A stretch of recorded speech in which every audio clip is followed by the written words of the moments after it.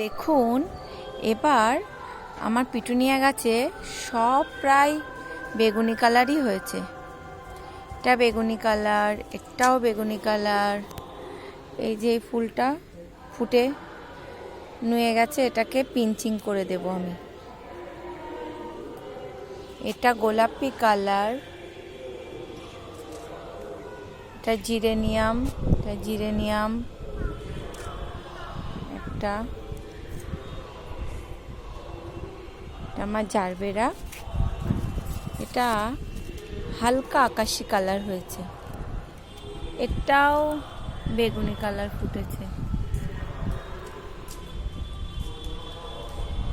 আর এই যে আমার ছাদ বাগানের নতুন সদস্য, আমার সাথে সাথেই ঘোরেও,